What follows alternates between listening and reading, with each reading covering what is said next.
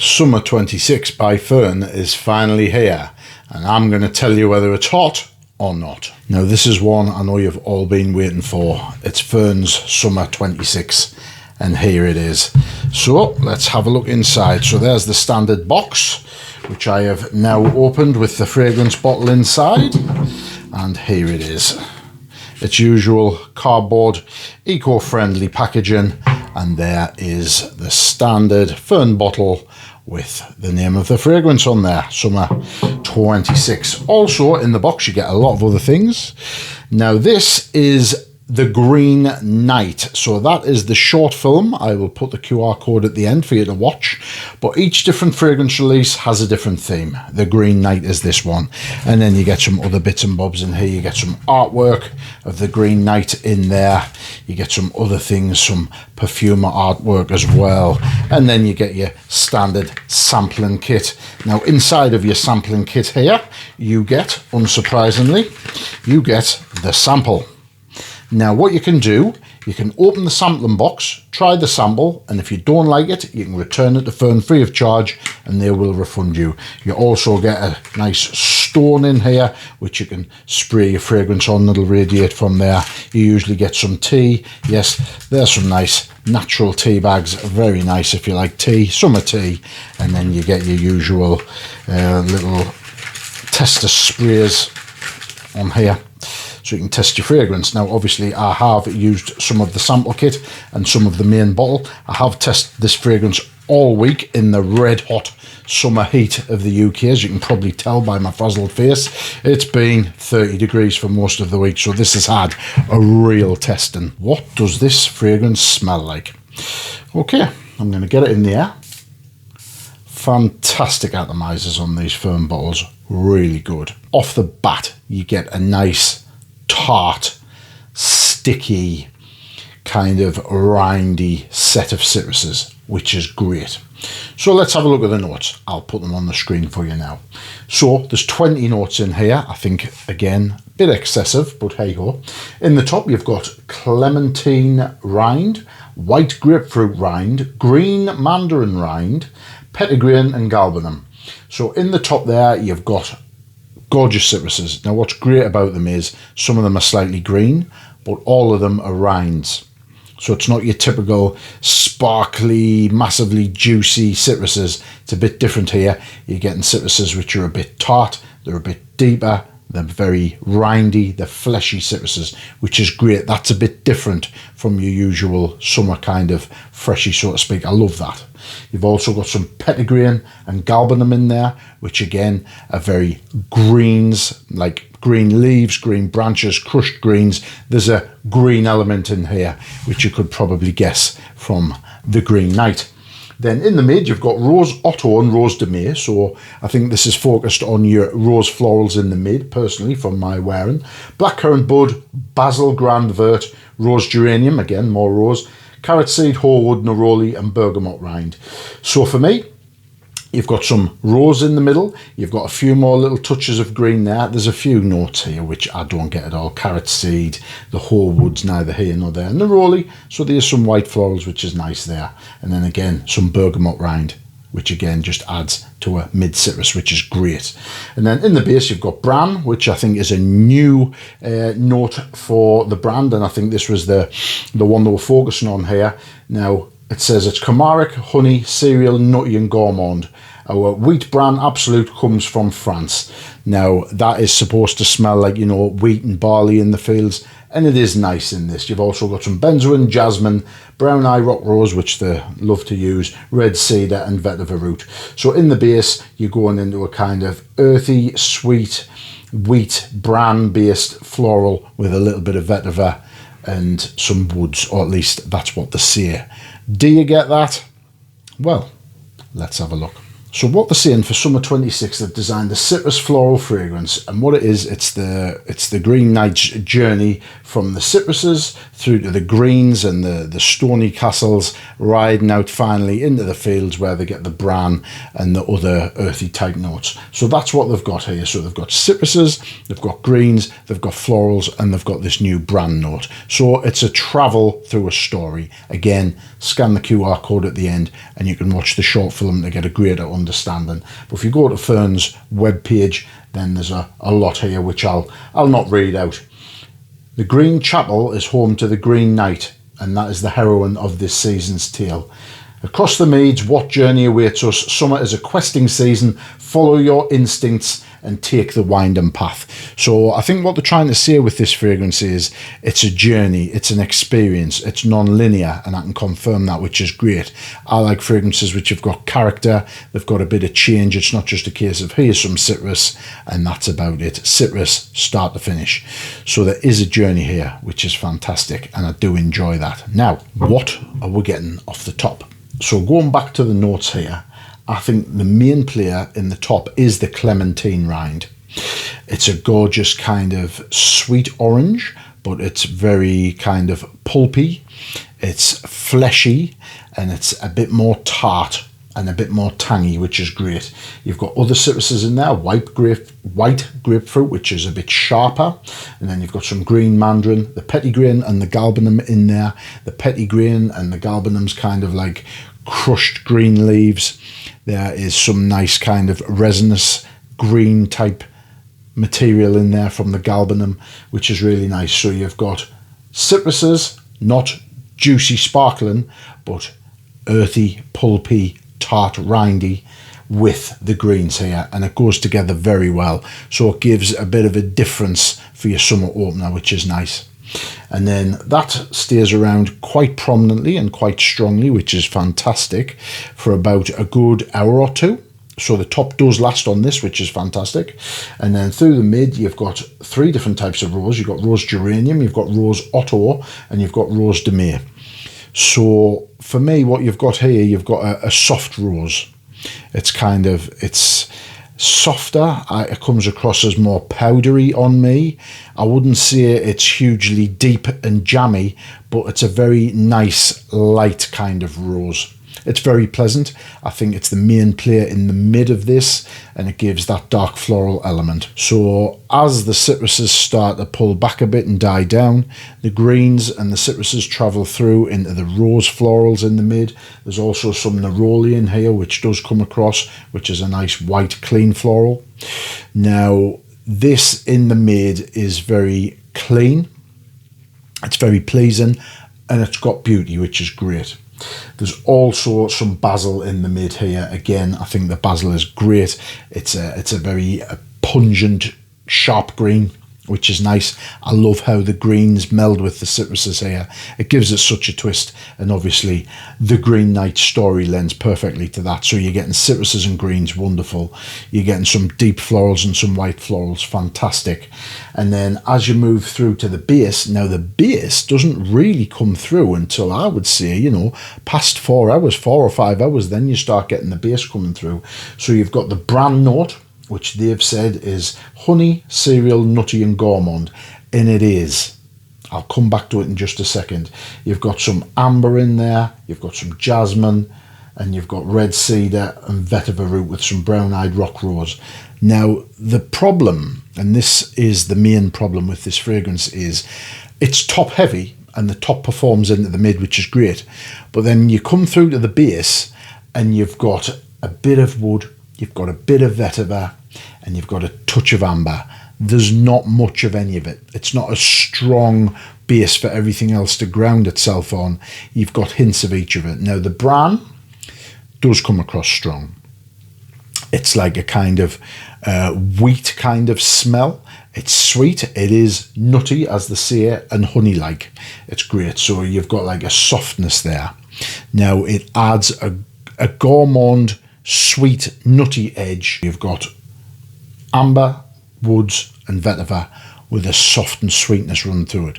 It is very nice, but it's quite weak. If this was amped up, if this base was amped up and this bran note also had some backbone with it, if it had some, you know, red cedar, that should be prominent and strong and woody. And then you've got the ambers in there and some vetiver in there. Again, turn the vetiver up to bring the green all the way through the fragrance, because I feel the green touch of this, which for me is, you know, the whole thing's based around being green for me, it dies off in the base. Now, the bran kind of stands alone. So if they wanted the bran as the main player, that's great. But then the problem you've got there is it doesn't have the other strong, heavy base notes to carry this fragrance through to the end. So what you get a great top opening of citruses and greens, and it's strong. It projects decently. It's got some depth, and the sillage is nice. You move through to the mid, you get the florals. You know, you get deep, dark florals. You get some greens in there as well, which is great, but it's a bit lighter than the top. And then, unfortunately for me, when you go through to the base, the greens kind of take a sweet edge, like the nutty, honey sweet edge from the bran, but then the bran doesn't have anything with it. It's kind of a standalone note, and everything else is kind of lost. And when I say lost, I don't mean lost because the bran is so strong it overpowers everything. But for me, the base isn't heavy enough, and it's not strong enough, and it's not powerful enough to carry the rest of the fragrance. So for me, you've got fantastic opening. You've got a very good mid, but it's tempered and it's starting to die down a bit.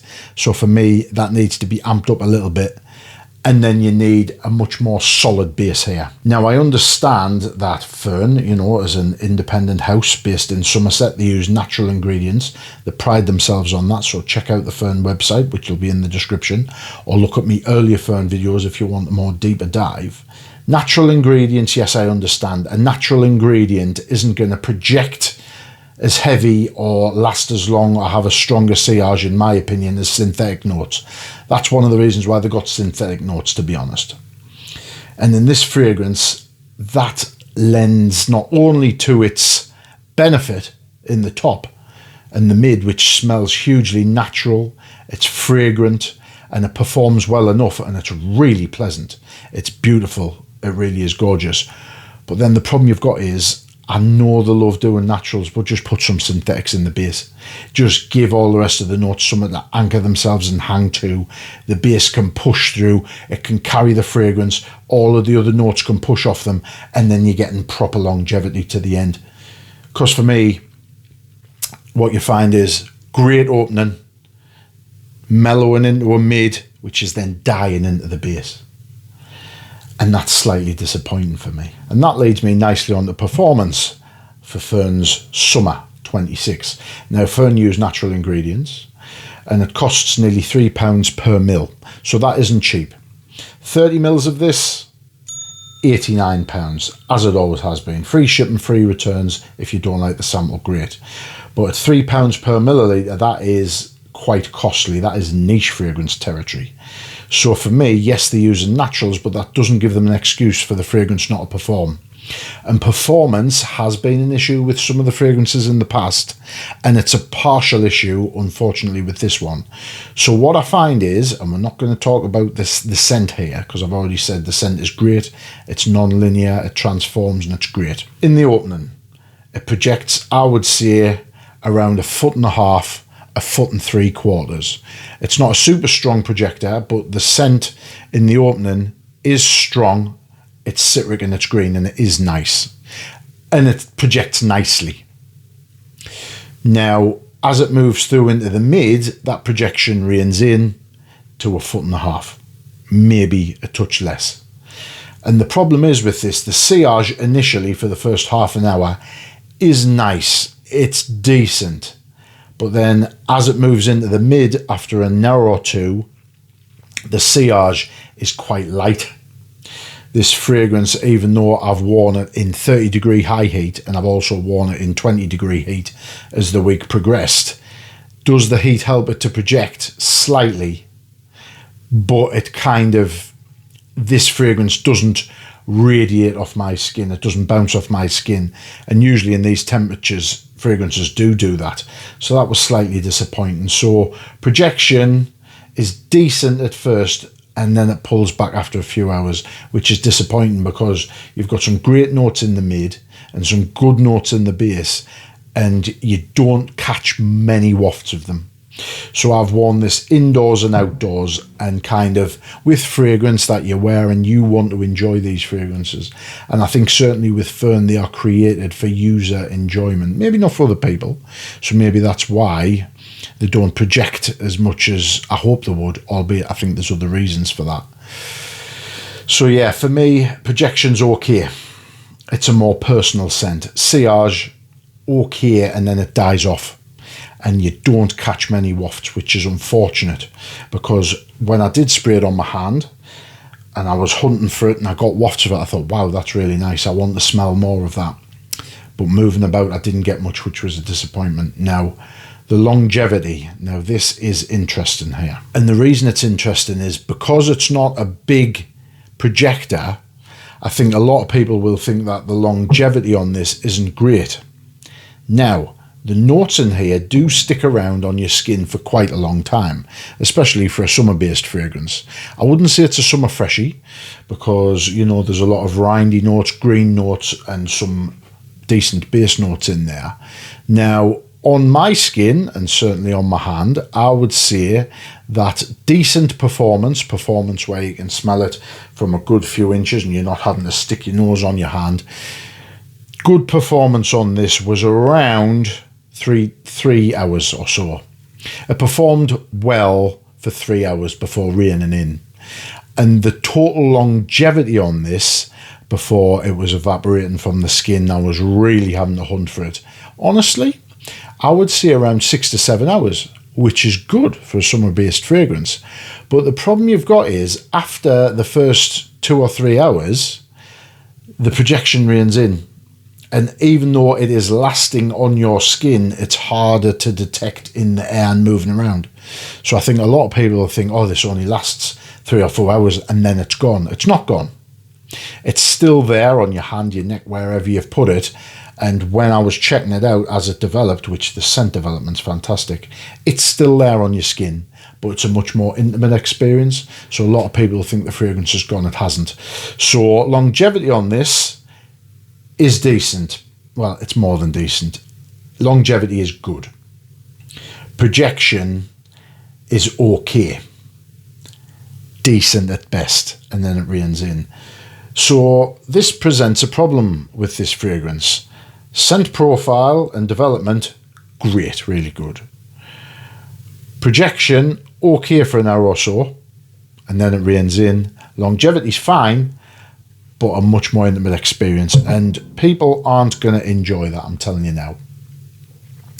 Now, for me, a summer fragrance needs to project and lift, and I'm not that fussed about longevity for summer fragrances. Indeed, if you can get decent performance for 3 or 4 hours and longevity 5 or 6 hours, that's great. Now, what's a bit odd about this is they've took a bit of a twist with their summer fragrance, and I think it's a winner. But they've leaned more towards longevity instead of projection, and I think that's the wrong way around for this. Now, I could be wrong, but if I'm wearing a fragrance in the heat, I want to smell it a bit more, rather than it just last on my skin. But that may be personal preference.